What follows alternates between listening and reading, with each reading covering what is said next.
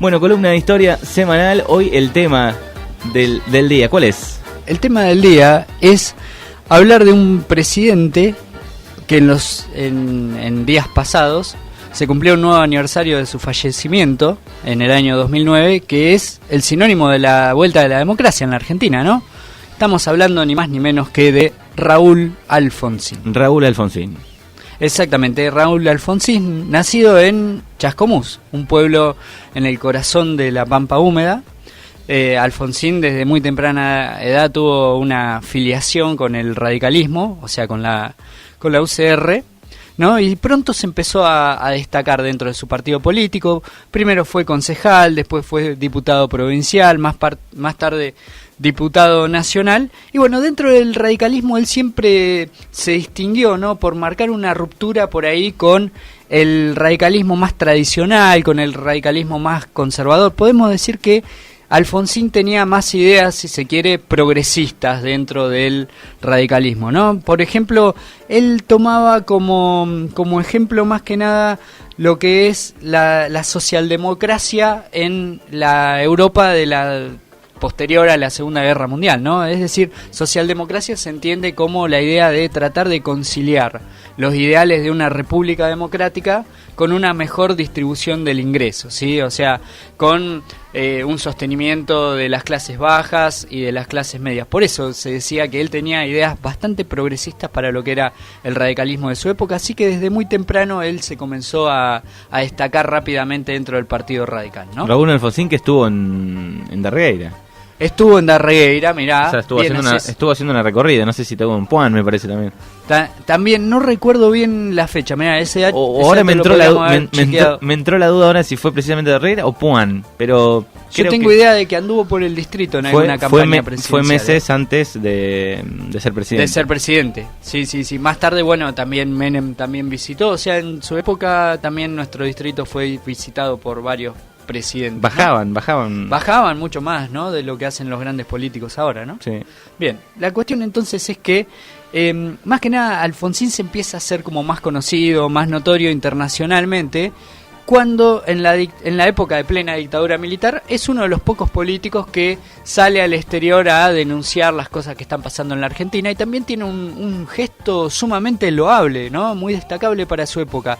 Él ponía su estudio jurídico, Alfonsín es abogado de formación, ¿no?, para la defensa de los presos políticos que habían sido blanqueados por la dictadura. Recordemos que la dictadura hizo el grueso de la represión en negro, o sea, los secuestros y las desapariciones, y también, o sea, que no los hicieron desaparecer, sino que figuraron dentro del sistema carcelario, ¿no? Bueno, Alfonsín defendía a estos presos políticos gratuitamente, por lo tanto, rápidamente comenzó a destacarse el común de los políticos de esa época, que muchas veces elegía mirar para el otro costado, ¿no?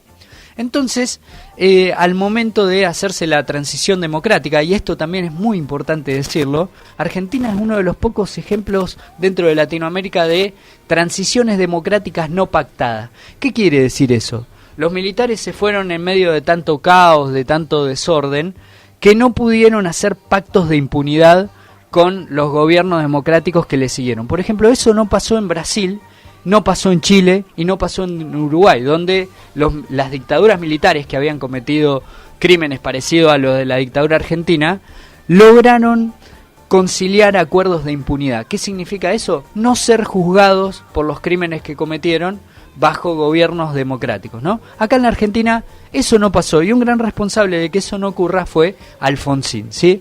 Cuando él comienza su campaña presidencial, es uno de los primeros políticos que contrata una agencia privada como para, digamos, levantar su imagen, hacerlo conocido.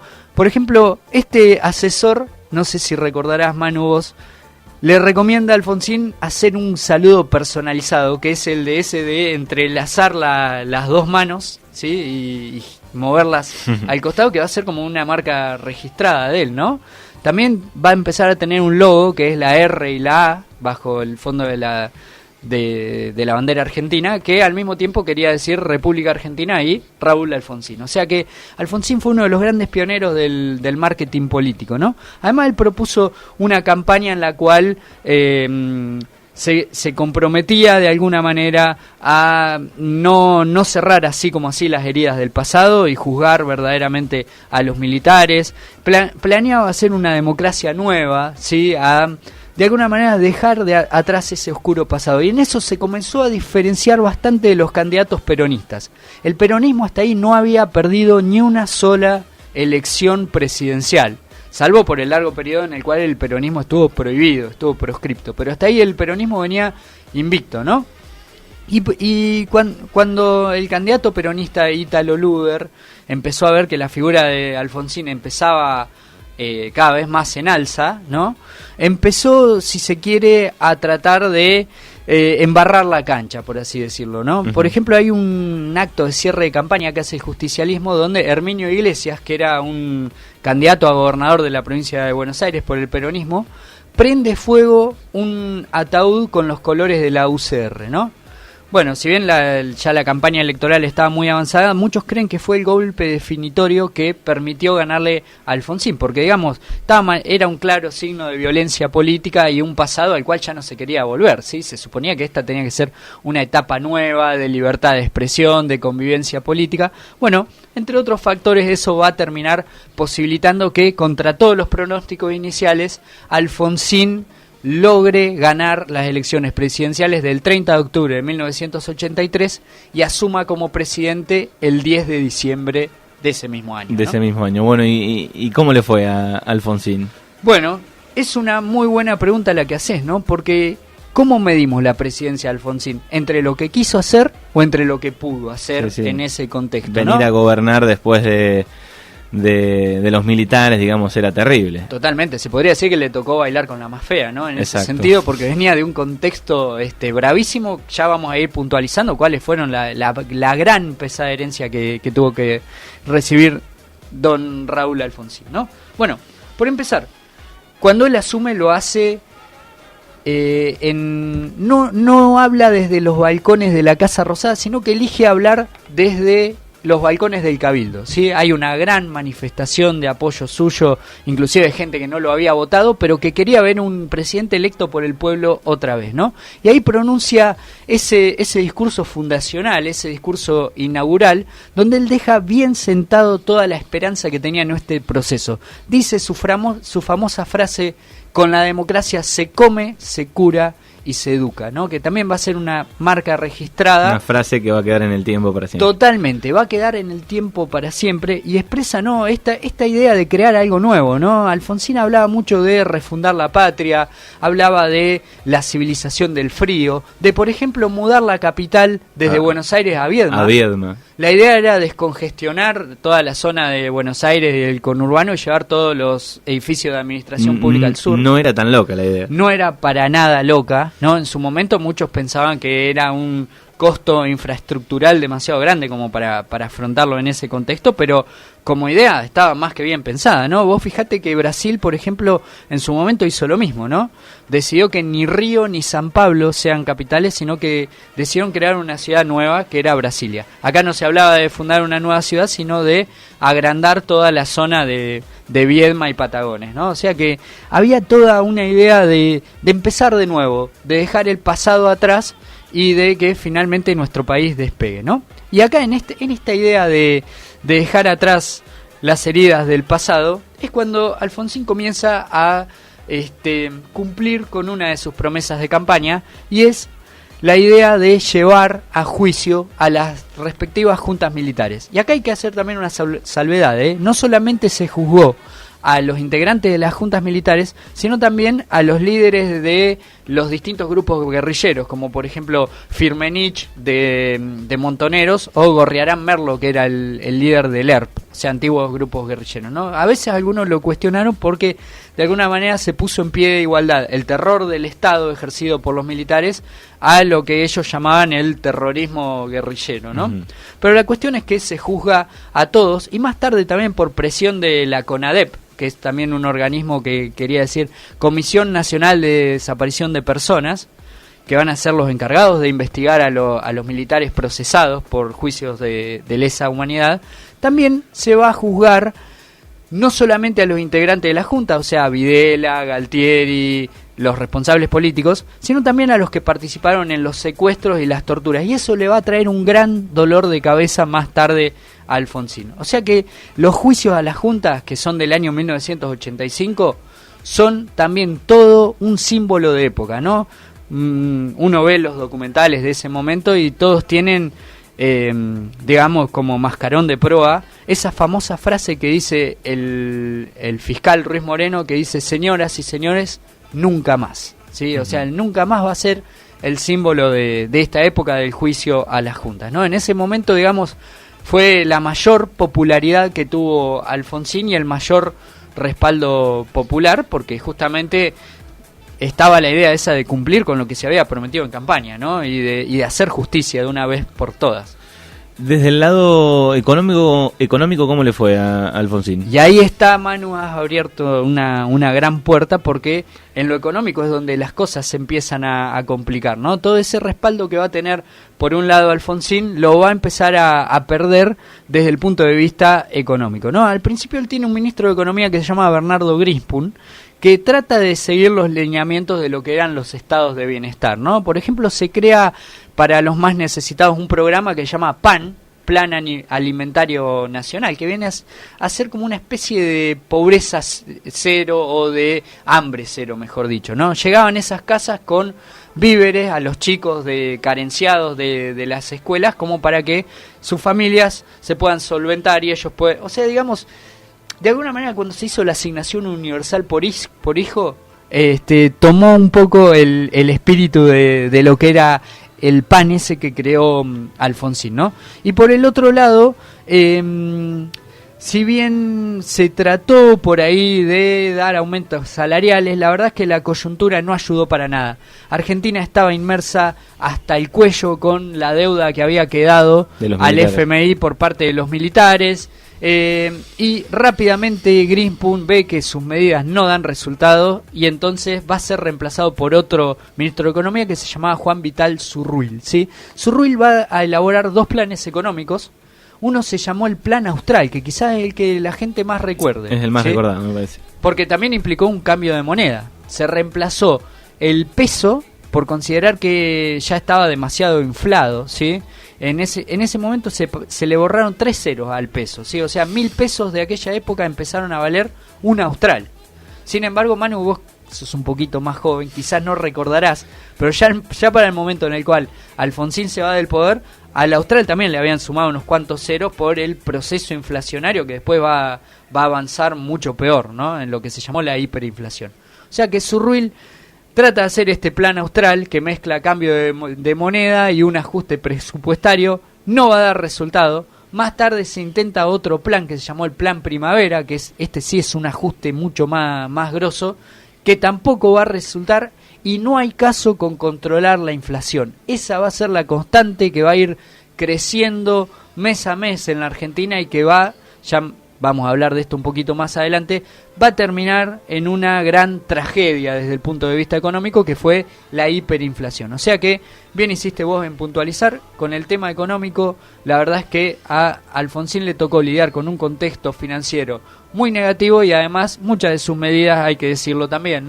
no resultaron tan acertadas como se había pensado. Hablas con alguien que vivió la época y se acuerda de la inflación, de lo que valía un paquete de azúcar una tarde y al otro día... Totalmente, una inflación desenfrenada, como bien decís vos, los precios de las cosas cambiaban varias veces por día, era un gran descontrol generalizado desde el punto de vista económico, ¿no? Pero bien, no solamente desde lo económico se le empiezan a complicar estas esperanzas iniciales que tenía el gobierno de Alfonsín, ¿no?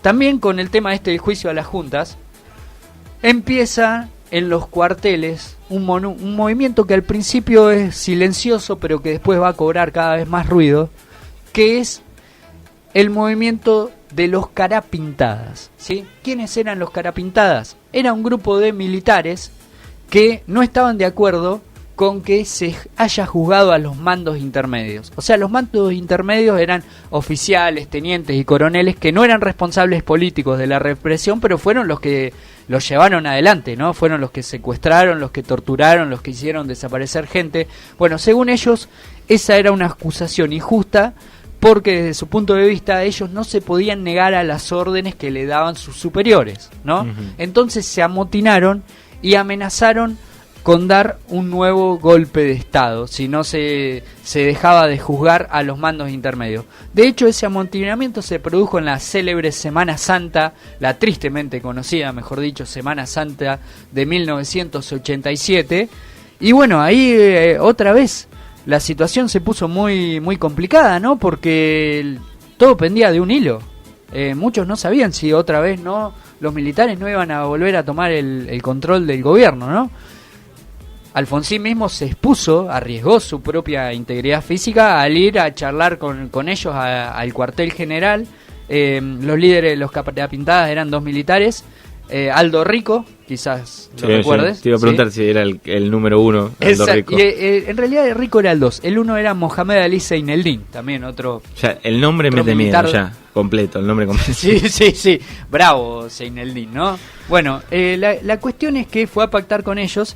Y cuando volvió, lo esperaba una Plaza de Mayo llena, que le quería brindar su apoyo. Y ahí hay quienes dicen que Alfonsín de alguna manera traicionó las esperanzas del pueblo, porque dio marcha atrás, mandó al pueblo a la casa en su famosa frase, Felices Pascuas, la casa está en orden, otra frase célebre de Alfonsín, ¿no? Y en realidad lo que estaba encubriendo esa frase era que él había negociado una claudicación, ¿no?